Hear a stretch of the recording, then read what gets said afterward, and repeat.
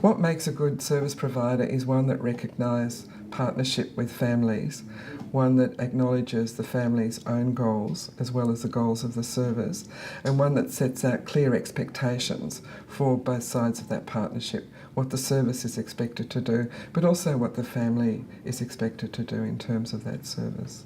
We often talk to families about the fact that they're entitled to have support for their child. So it's really important to not feel like you're a burden on society or on the government if you're seeking support. Your child is entitled to that.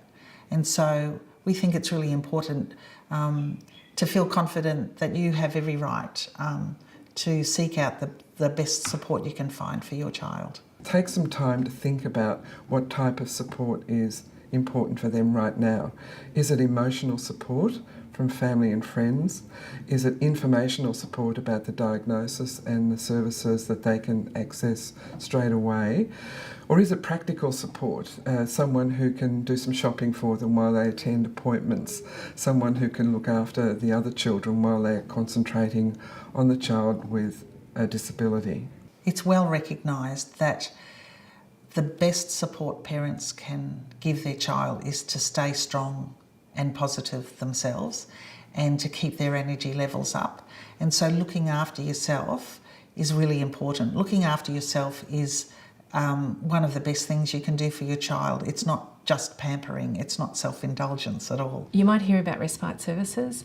What they are is a range of services that will take on the caring of your child for either a very short time or a longer time so that you can do things that it's difficult for you to do when your child's around. There are programs where it's almost group respite that's provided, so activities where a group of young people with a disability might go together and have an outing, and sometimes they're available during school holidays as well. There are some respite services where the staff or carer will come into your home for just a few hours, or there's others where your child would go and stay either during the day or overnight or for a number of nights in a residence. The respite, it's a good break, not just for myself. It's a good break for Taylor, where it's, again, just about him now that he's got 2 siblings. And it's also a good break for the 2 little boys, and they get some time with me. We know that having short breaks that give you an opportunity either to do something you need to do or give you an opportunity to just take a breath, have a bit of downtime, sit and read a book if that's what you want to do. They're the things that build your resilience and help you keep going in the times where you need to keep going.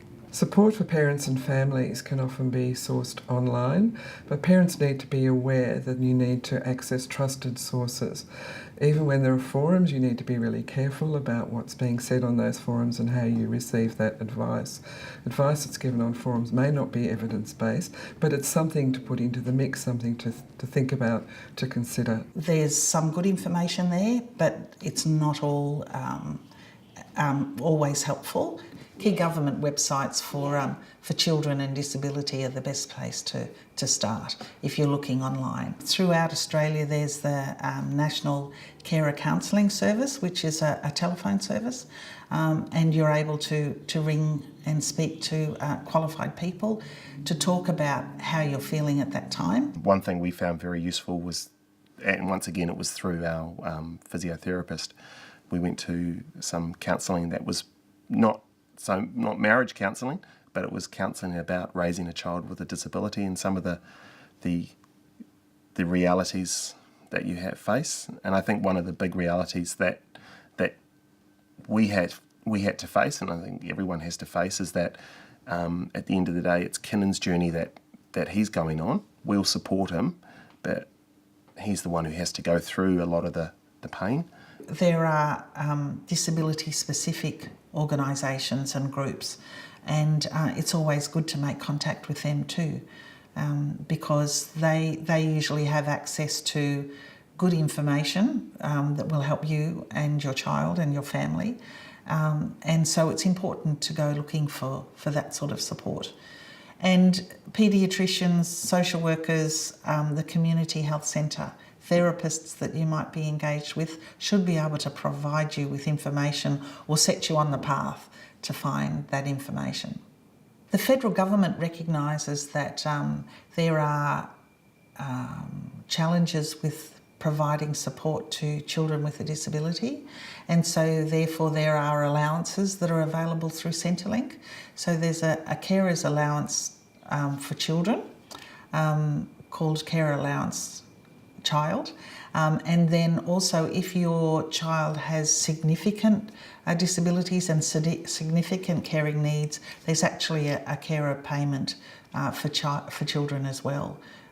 So it's important to go to your Centrelink office and find out some more, or go onto the Centrelink website and find out some more about that. And then at various times there are different other allowances that you can access as a result of that. But it's best to go to the Centrelink office or onto the to a website to find out what's available to you.